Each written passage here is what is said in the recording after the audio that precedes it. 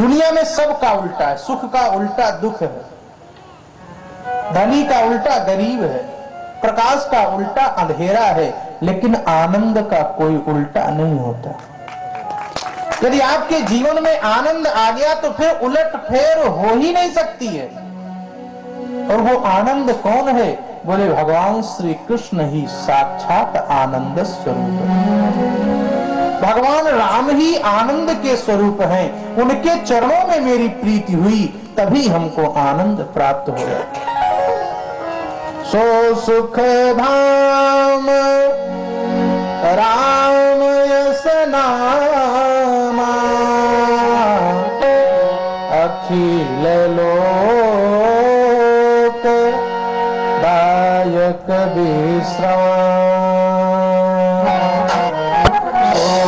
सुख धाम राम यस नामा, सुख धाम राम यस नामा, सुख धाम राम यस नामा,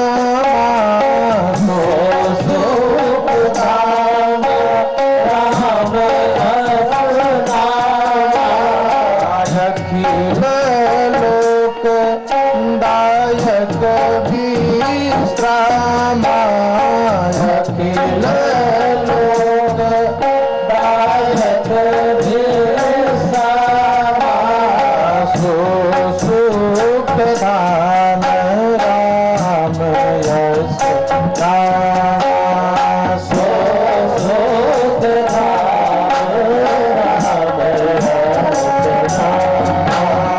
यस नामा, सुख धाम राम यस नामा, सुख धाम राम यस नामा।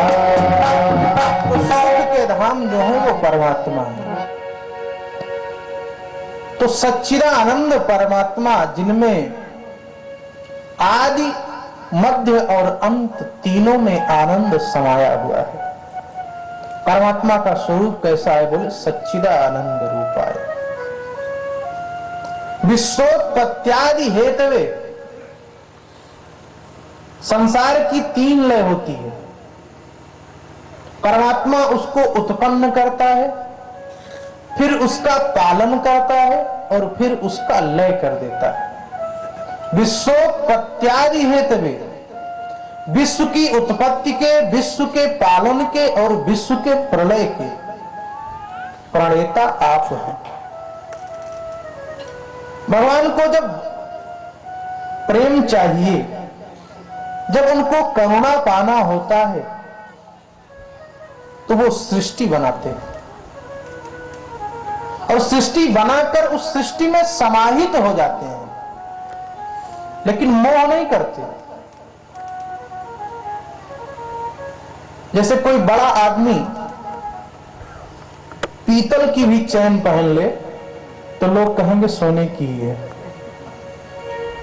और कोई छोटा आदमी वास्तव में सोने की चैन पहन ले तो लोग कहेंगे पीतल का है। यह संसार नश्वर है, लेकिन परमात्मा ने इसको अपने गले में धारण किया है, इसलिए प्रत्येक जितनी क्रियाएं हैं वो सत्य प्रतीत होती हैं, लेकिन वास्तव में यह सत्य नहीं है। और उसकी स्थिति तीनों में एक रहती है। जब वो बनाता है तब भी मोह नहीं होता, जब पालता है तब भी मोह नहीं होता, और प्रलय कर देता फिर भी मोह नहीं होता। मानो मानवों से कहना चाहते हैं भगवान कि संसार में तुमको बनाया, तुमको पाला और तुम्हारा लय कर दिया। उसी प्रकार तुम भी संसार में रहो, अपने क्रियाओं से, अपने बाह्य क्रिया से संसार को बनाओ, संजो, सब करो, लेकिन उसमें मोह मत करो। यदि अज्ञान रूपी मोह आपको जकड़ लिया तो फिर पुनरपि पुनर्मरणम, उससे मुक्त नहीं हो पाओगे। मोह करो, ज्ञान परक मोह करो, अज्ञान परक मोह मत करो। तो तो परमात्मा का स्वरूप सच्चिदानंद रूपाय विश्वोत्पत्त्यादि हेतवे तापत्रय विनाशाय, तीन प्रकार के ताप, आदि दैविक, आदि भौतिक और आध्यात्मिक तापत्रय, इन तापों को नाश करने वाले श्री कृष्णाय वयम नुमः। देखो तीनों का समन्वय है। परमात्मा का स्वरूप कैसा है? सच्चिदानंद रूप है, सतचित और आनंद विद्यमान है। करते क्या है? बोले विश्वोत्पत्त्यादि हेतवे, विश्व की उत्पत्ति, पालन और संहार। बोले उसके बाद तापत्रय विनाशाय, तीन प्रकार के तापों का समन करते हैं, आदि दैविक, आदि भौतिक और आध्यात्मिक, सब तीनों का समन्वय है। तो व्यास जी मानो कहना चाहते हैं कि हम भी मनसः वाचा कर्मणा तीनों प्रकार से आपको प्रणाम करते हैं। श्री कृष्णाय वयम नुमः, हम तीनों प्रकार से आपको प्रणाम करते हैं।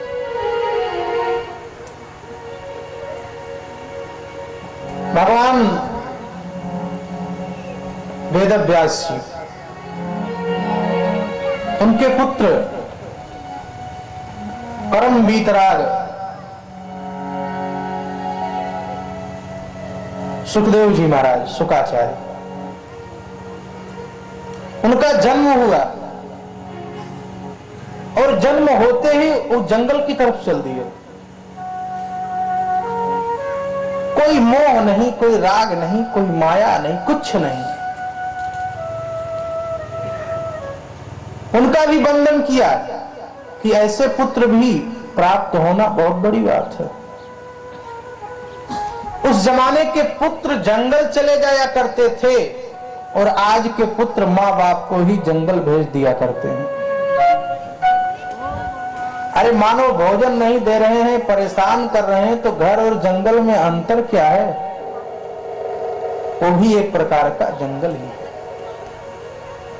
उनका ध्यान करते हैं दूसरे श्लोक में, यम प्रव्रजन्तमनुपेतमपेत कृत्यम द्वैपायनो विरह कातरया जुहावा पुत्रेति तन्मयतया तरवो विनेदुस् तं सर्वभूत हृदयं मुनिमानतोऽस्मि। ऐसे वीतराग संत जो परिवज्रकाचार्य हैं, ऐसे संत को प्रणाम करता हूं। सौनक जी ने सूत जी से पूछा, महाराज इस संसार में अज्ञान को समाप्त करने के लिए कुछ है?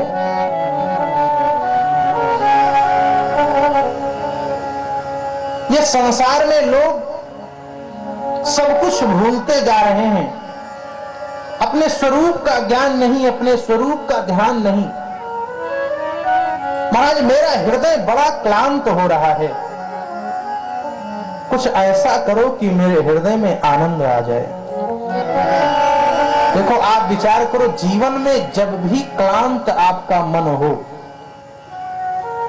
जब ऐसा लगने लगे कि सब कुछ मैंने संसार के लिए किया लेकिन कुछ प्राप्त होने वाला नहीं,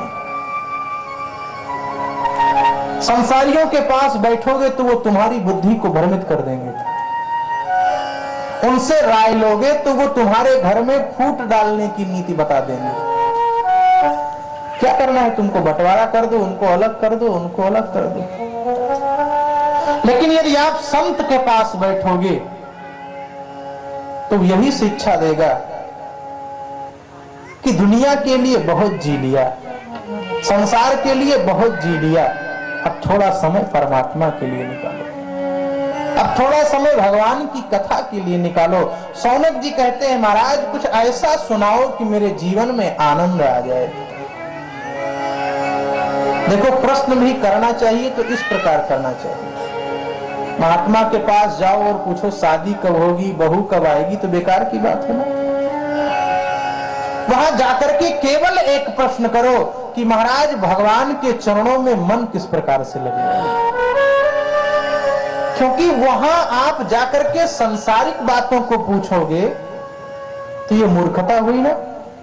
अब मेडिकल स्टोर की दुकान पर जाकर गरम गरम समोसा मांगोगे तो क्या कहेगा वो कहेगा ये दवा की दुकान है।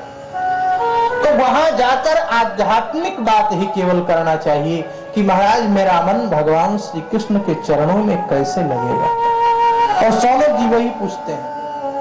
अज्ञान धंत विध्वंस कोटि सूर्य समप्रभा सूताख्या ही कथा सारम मम कर्ण रसायनम।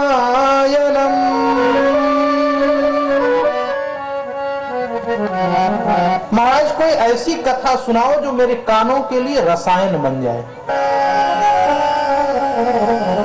रसायन हम भोजन करते हैं वो भी एक प्रकार का रसायन है। हम भोजन करते हैं तो हमारा शरीर पुष्ट होता है। हम भोजन करते हैं तो हमें क्षमता आती है।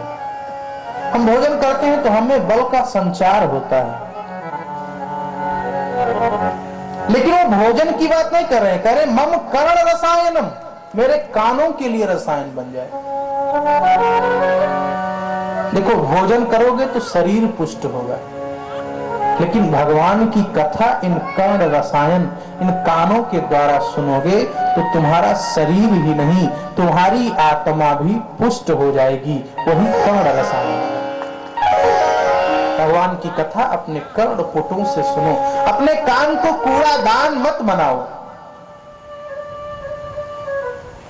अपने कान को संसार की भौतिक बातों को इसमें क्यों बिना मतलब का भर रहे हो। किसी की निंदा, किसी की स्तुति, किसी का मान, किसी का अपमान, किसी का सम्मान क्यों सुनते हो।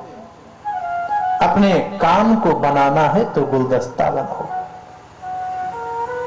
उस गुलदस्ते में कभी राम कथा रखो, कभी कृष्ण कथा रखो, कभी भगवान की लीला का श्रवण करो, कभी भगवान के नाम के कीर्तन का श्रवण करो।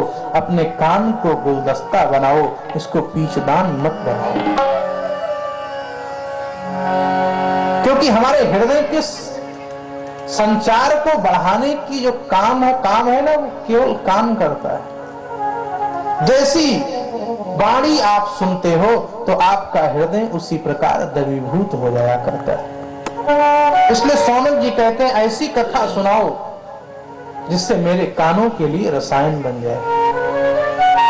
भक्ति ज्ञान विरागा तो विवेको वर्धते महान माया मोह निराशश्च वैष्णवे क्रियते कथम।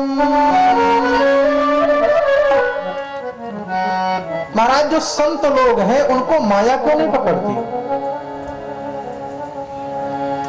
वो माया से किस प्रकार दूर रहते हैं संसार में रहते हुए भी। आज का व्यक्ति तो माया से दूर नहीं हो पाता, वो माया में ही जीता है।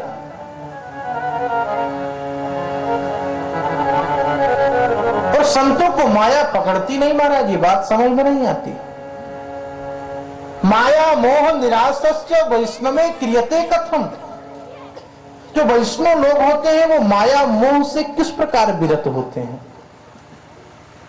महाराज ऐसी कथा हमको सुनाओ कि मेरे जीवन से माया हट जाए।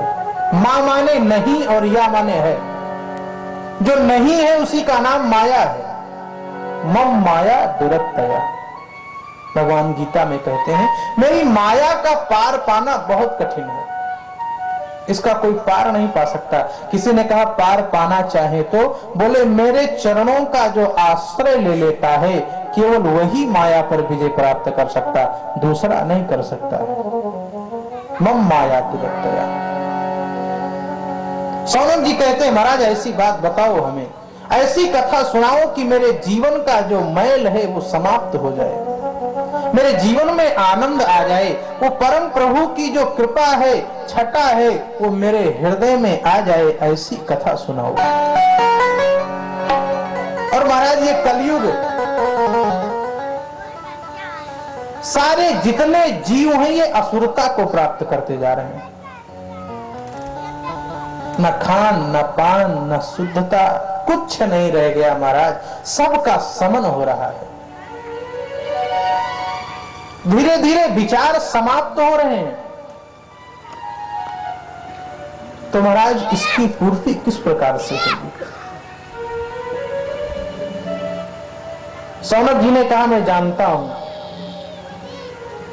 आपके हृदय में ये जो बातें आ रही है ना, ये संत की ही परिभाषा है। जब दो संत मिलते हैं तो भगवान की ही चर्चा करते हैं।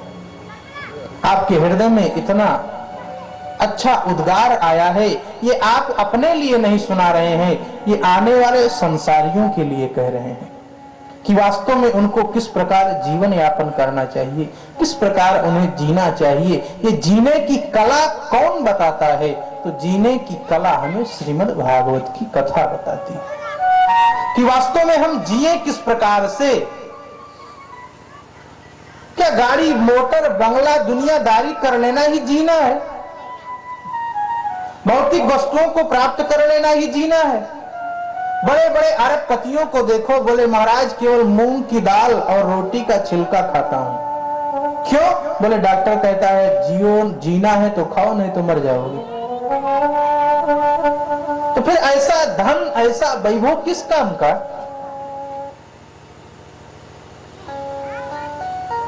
वो धन, वो धर्म, वो वैभव, वो संपत्ति बेकार है जिसमें परमात्मा का निवास ना हो। धन को कमाओ लेकिन धर्म पूर्वक कमाओ, और ये धन पूर्वक, धर्म पूर्वक धन नहीं कमाता है जो ना। बड़ी बिल्डिंग बनी है 20 तल्ले की, खाने के लिए सब कुछ भरा हुआ है, लेकिन यदि बगल में झोपड़ी में रहने वाला व्यक्ति भूख से तड़प रहा है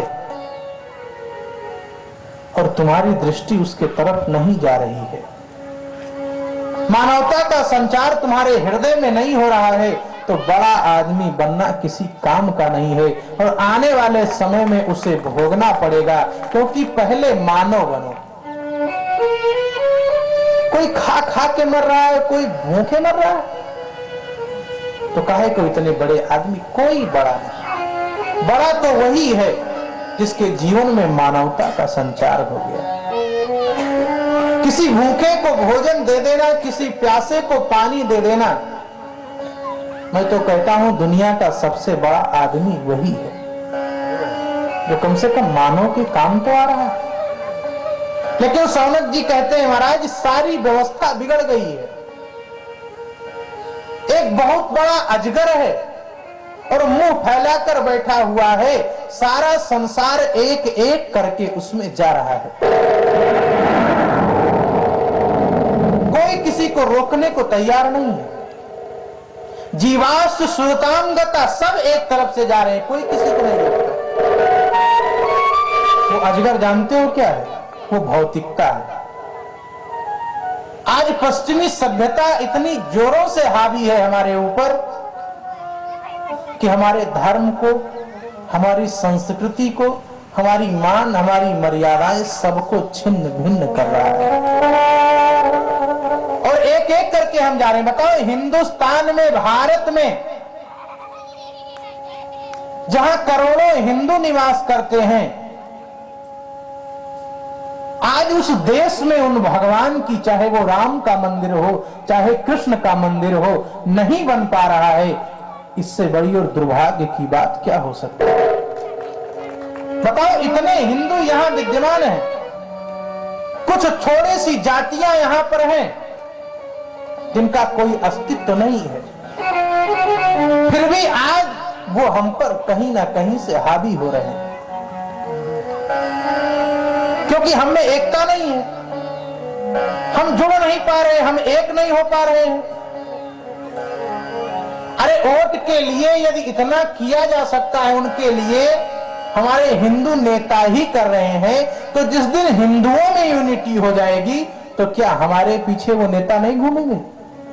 फिर राम मंदिर क्या, कृष्ण मंदिर क्या, पूरा भारत ही राममय हो जाएगा, पूरा भारत ही कृष्णमय हो जाएगा। लेकिन पहले उसके लिए हमें एक होना पड़ेगा। हम एक नहीं हो पा रहे हैं, कहीं ईर्ष्या से जल रहे हैं, कहीं द्वेष से, कहीं पाखंड से। हृदय बिल्कुल क्लांत है, कोई एक दूसरे से प्रेम तो करना ही नहीं चाहता। तो महाराज प्रेम किस प्रकार जागृत होगा और मानव किस प्रकार से जुड़ेंगे, इसी की कला हमें श्रीमद् भागवत की कथा बताती है कि वास्तव में मानव किस प्रकार से जुड़े।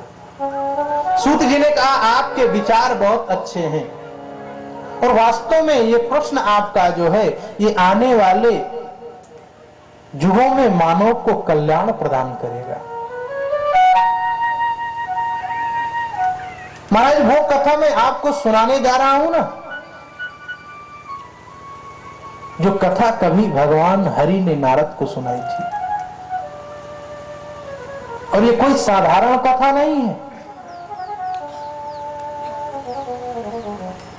कौन सी कथा सुनाओगे महाराज? बोले श्रीमद् भागवत की कथा सुनाने जा रहा हूं, जिसकी महिमा अलौकिक है। अलौकिकोयम महिमा मुनीश्वरा, जिसकी महिमा अलौकिक है। और आपको बताऊं, जब सुखदेव राजा परीक्षित को कथा सुनाने के लिए उपस्थित हुए ना, तो देवता लोग अमृत का कलश लेकर के आ गए। बोले महाराज आप इनको अमर करना चाहते हो तो ये अमृत पिला दो, अमर हो जाएंगे। सुखदेव जी मुस्कुराए, जैसे किसी जौहरी को कोई कांच ले जाकर के दे और उसके बदले में मणि मांगे तो उसकी क्या स्थिति होगी। सुखदेव जी ने देवताओं से कहा तुम स्वकार्य कुशला, केवल अपने कार्य को साधना जानते हो तुम, लेकिन कभी भी कांच के बदले मणि नहीं दी जा सकती। ये श्रीमद् भागवत की कथा जो है वो मणि है, अमृत है, और इसके बदले में ये आपका जो अमृत है ना, ये कांच के समान है। इसलिए अभक्तांश विश्वा विज्ञा न ददो, अभक्त जानकर फटकार लगाकर सुखदेव ने देवताओं को भगा दिया कि तुम इसके लायक नहीं हो। अरे तुम्हारी जो अमृत है, तुम्हारे पास जो कलश है वो थोड़ा है, 10 लोग 20 लोग 50 लोग पी सकते हैं, इससे ज्यादा नहीं पी सकते। हम कहते हैं 100 लोग पी सकते हैं, 100 लोग अमर हो जाएंगे। लेकिन ये जो श्रीमद् भागवत की कथा है, इसको पीने के बाद ना 100 लोग अमर होंगे, ना 200 लोग अमर होंगे। आने वाले युग युगांतर तक लोग पीते जाएंगे और अमर होते जाएंगे। ये कभी समाप्त होने वाला नहीं है, इसलिए इसकी तुलना अमृत से मत करो। देवता लोग वहां से चले। ब्रह्मा जी ने जब इस प्रकार देखा तो बड़ी चिंता हुई। अरे कि कौन सी कथा ऐसी आ गई कि जिसकी तुलना में ये अमृत भी बेकार है। उन्होंने तराजू रखा, एक तरफ सारे सत्कर्मों को रख दिया और एक तरफ श्रीमद् भागवत की कथा को रख दिया। श्रीमद् भागवत का पलड़ा ही भारी हुआ और ब्रह्मा जी ने मानो बता दिया कि युग युगांतर तक इस कथा को जो सुनेगा, इस कथा का जो मनन करेगा, जो पठन करेगा, जो श्रवण करेगा, अनादि काल तक मुक्ति पाता रहेगा, इसमें कोई दो राय नहीं है। ऐसी श्रीमद् भागवत की कथा। सूत जी कहते हैं मैं ऐसी कथा आपको सुनाने साधे हो गए, कुछ नहीं बोलते। ये मैं नहीं कहता, भागवत कह रही है। तरुणी प्रभुतागे है, श्याल को बुद्धिदायक।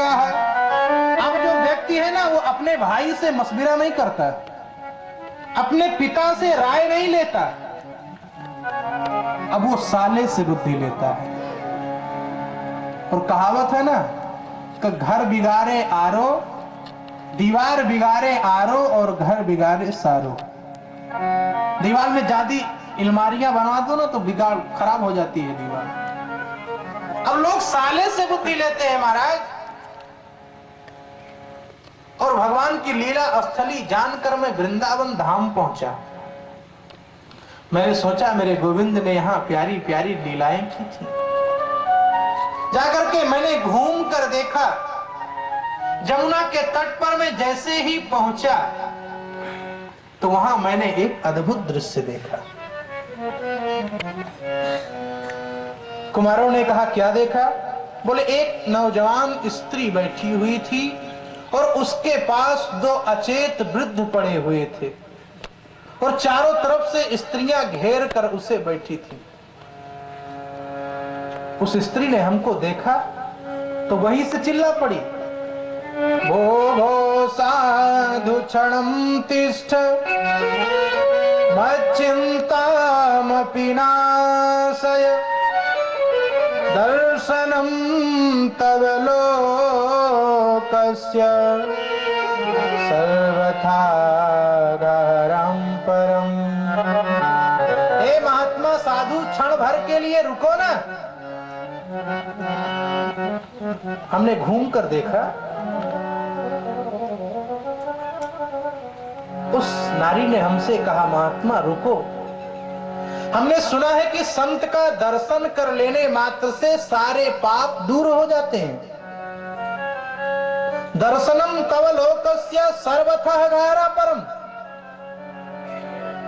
तो महाराज कृपा करके हमारे ऊपर कृपा करो ना। अब नारद जी थोड़ा सा शक पकाए और उन्होंने पूछा देवी आप कौन हैं, आपका परिचय क्या है?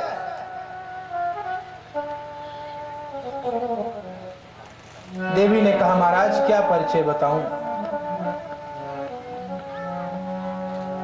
मैं भक्ति हूं।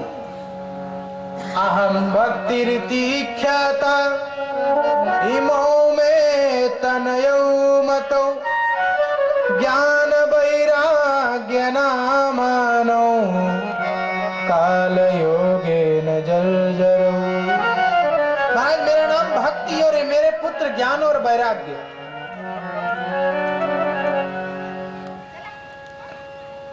नारद जी ने कहा तुम्हारी ये स्थिति, कलयुग में ये स्थिति आ गई कि ज्ञान और वैराग्य बुढ़े हो गए। अच्छा देवी अपना परिचय पूरा बताओ ना, कौन हो तुम उत्पन्न कहां से हुई, कहां से चली और कहां से आई, इनकी स्थिति कैसी